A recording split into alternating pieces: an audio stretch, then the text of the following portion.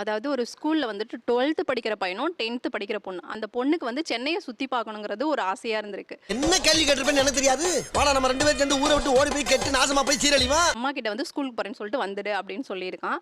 Same அதே மாதிரி அடுத்த நாள் வந்துட்டு ஸ்கூலுக்கு 2 பேருமே லீவு போட்டு பைக் எடுத்துட்டு சென்னை வந்திருக்காங்க. ஸோ வந்துட்டு சுத்தி பார்த்துட்டு போறப்போ லேட் ஆயிடுது. போறப்போ ஆப்போசிட்ல வந்துட்டு ஒரு நிக்கிறாங்க. அச்சச்சோ அவரா பயங்கரமானவராச்சே. பார்த்துட்டு எங்க போயிட்டு வரீங்கன்னு கேட்கும்போது இந்த மாதிரி அந்த பொண்ணு பதட்டத்திலேயும் நாங்க சென்னை இந்த மாதிரி போனோம், எனக்கு ஆசை இருந்தது அப்படின்னு சொல்லியிருக்காங்க.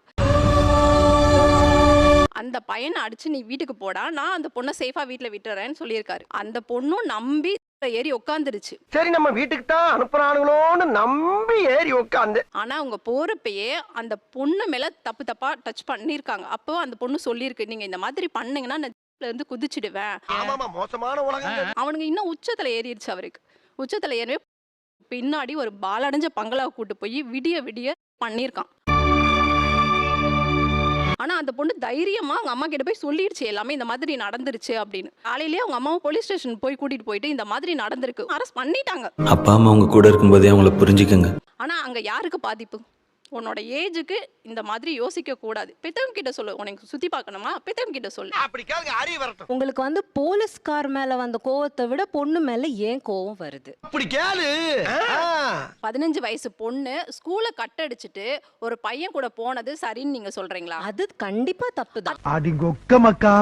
நீ போனது பெண் மீது தவறுன்னு சொல்லவல்ல. நம்ம சமுதாயத்துல இவ்வளவு நியூஸ் இப்ப நடந்துகிட்டு இருக்கு. அதை மாத்த நம்மளால முடியாது. அதான் பிரச்சனையே. என்ன பிரச்சனை? நாங்க பத்திரமா தான் இருக்கோம். வெளியே போகும்போது எங்களுக்கான எங்க இது எவ்வளவு பத்திரமா இருக்கிறதுன்னு கேக்குறேன். கேக்குறாரு சொல்லாதீங்கயா. சொல்லுங்கயா. எவ்வளவு பத்திரமா இருக்குது, யார்கிட்ட எல்லாம் பத்திரமா இருக்குது. வீட்டுக்குள்ளேயே சேஃபா இருக்கியானா சிலர் இல்ல. நாங்க என்ன எல்லாம் பேசாம இருக்கீங்க? நான் சொல்றேன் சரிதானே? ஆமா ஆமா. we are very careful. we have our moral compass, but till how long தமிழ்ல சொல்லுங்களேன். இங்கிலீஷ் தெரியாதா? தேவையான அளவுக்கு தெரிஞ்சு வச்சிருக்கான். am I supposed to நான் எங்கெல்லாம் எவ்வளவு பாதுகாப்பா இருக்கணும்னு நீங்க எதிர்பார்க்கறீங்க? சொல்லுடா என்னடா நான் போய் ரெடி பண்ணுடா. நான் மைண்ட் செட் ஆயிட்டேனா நானு. எவ்வளவு சேஃபா இருக்கீங்க, பட் அப்புறம் ஏன் இந்த இன்சிடென்ட்லாம் நடக்குது? அது நீங்க தான் பதில் சொல்லணும். தேவையில்லாத ஐடியா எல்லாம் கொடுத்துட்டு நம்மள இறக்கி விட்டு வெடிக்க பார்க்கறானே. இவங்கிட்ட போய் நான் என்னத்த பேசுவேன்? நாங்க அதுதான் சொல்றோம். எங்களை ப்ளேம் பண்ணாதீங்க. அதுக்கான பதில் எங்கன்னு நீங்க சொல்லுங்க. சொல்ல மாட்டேன், செஞ்சு காட்டுறேன் பாரு. Why do you feel so comfortable blaming me Konai சாமா அது பண்டிகை காலத்துல கோயிலுக்கு வெளிய வைப்பாங்க. instead of asking where it went wrong? பேட்டா எங்க மாத்தறானுங்க? எல்லாம் மாச சம்பளம் தான்.